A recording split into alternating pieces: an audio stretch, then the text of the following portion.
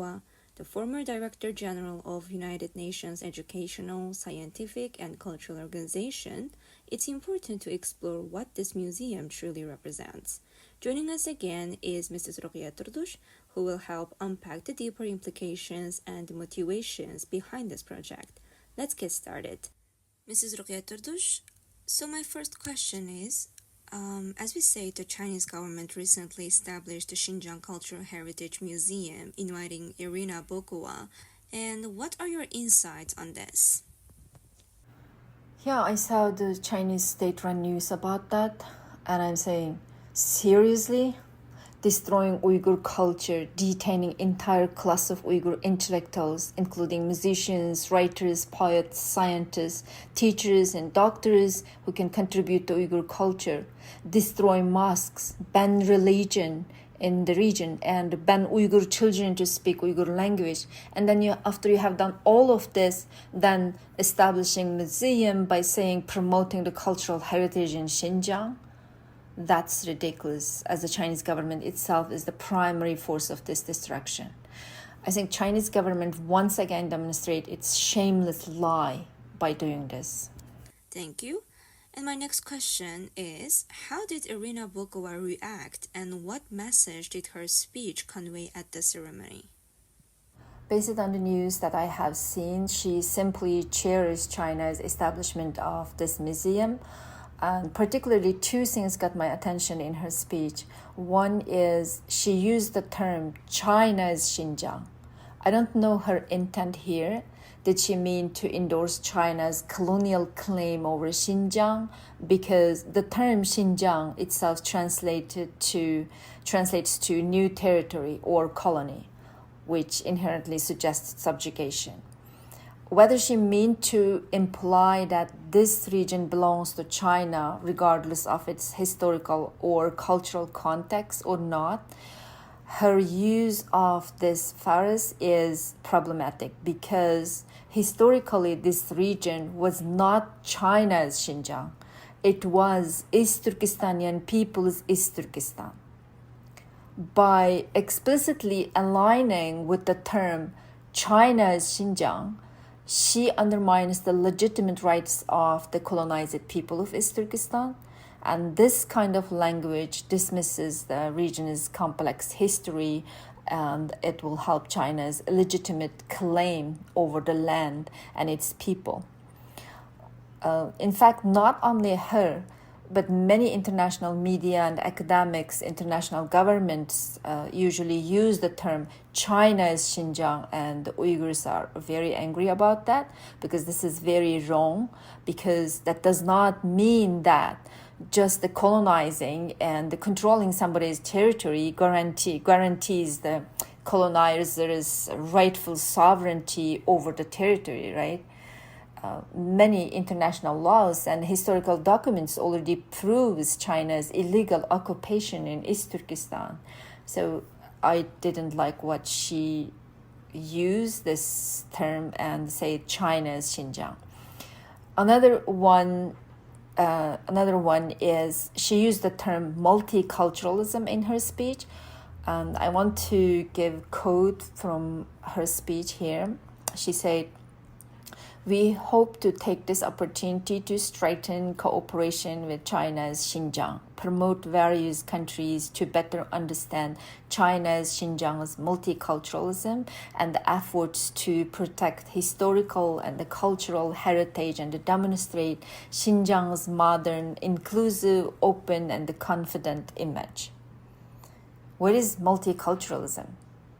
Is China implementing multiculturalism or erasing the culture of Uyghurs and other Turkic people while they conducting genocide?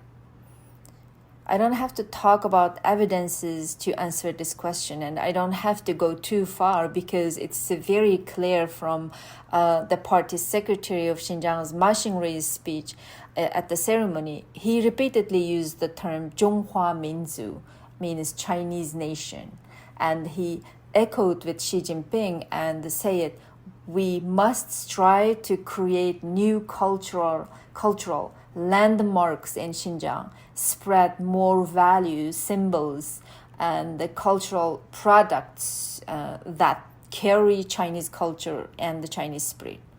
So if you look at what is Chinese nation means for Chinese leaders, you will understand how it's contradictory to multiculturalism. I want to talk about a little bit the history here. The Chinese intellectuals started to use Chinese nation, that in Chinese is 中华民族, instead of ethnic Han Chinese or Hanzu, in 1902, based on the ideology of Liang Qiqiao and other leading Chinese intellectuals that called for developing from small ethnic Han Chinese to big Han Chinese nation by absorbing others or assimilating other ethnic groups. Today's Chinese scholars, including Huang Xingtao, Hu Engang, Hu Lianghe, and others, all investigated and agreed and promote that Chinese nation means is not the melting pot like America or multiculturalism like Canada, but should be Han Chinese nation formed by absorbing other ethnic nations or other ethnic people. So I can say that there's no multiculturalism, and all of these descriptions, such as China's multicultural, pluralistic big nation, is just a Chinese propaganda. Thank you so much, Mrs. Ruqayyah Turtush. And my third question is, Xinjiang Party Secretary Ma Xingrui stated that Western countries exploit so-called ethnic, religions, and human rights issues to unjustly slander Xinjiang, which is an outright lie. What is Uyghurs' reaction to this? Angry and furious, of course, because what he said is total lie. And this is the lie created by all Chinese leaders and the Chinese government. They are too shameless to distort the realities faced by the Uyghurs and other Turkic peoples in the region, as if these peoples' cultural, legal, political, and economic rights are protected equally with the Chinese people within the Chinese state as a Chinese nation. In fact, there has been no official data about what happened to 900 Uyghur children forcibly separated from their families, for example, and there is no reliable statistics about how many Uyghurs have died in re-education camps, how many have been transferred to prison, or how many have been subjected to forced labor. And China strictly controls information flow for independent third-party investigation. Even their denied UN report that concluded what's happening in the region is crime against humanity. So how they could say that this is the Western countries' unjust slander against China's policy or China. Okay, building on that, let's move to the next point. Irina Bokova did not address China's genocide or cultural genocide in her speech. Do you think her approach will benefit European and Asia relations? Well, she was a former advisor of UNESCO. UNESCO led the 1954 Hague Convention that aims to protect cultural property and prevent destruction during conflicts. But UNESCO has failed to protect the Uyghur cultural heritage in East Turkestan, destroyed by China. Currently, she is the advisor to the board of directors of the AU Asia Center. AU Asia Center's goal is to provide accurate information and research to bridge the gap between AU and Asia Pacific. If AU Asia Center followed the advices of the important people like Bokova, who can close her eyes in front of cultural destruction, lie, and the dirty games as China currently played, I believe it risks undermining AU Asia Center's very purpose.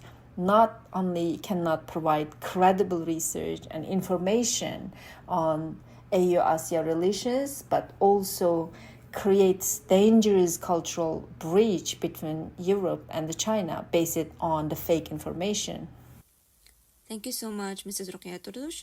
That brings us to the end of today's episode. We've unpacked the complexities surrounding the Xinjiang Cultural Heritage Museum and discussed the broader political implications tied to this event. Thank you again, Mrs. Ruqayyah Turtush, for sharing your insights once again, and to all of you for tuning in.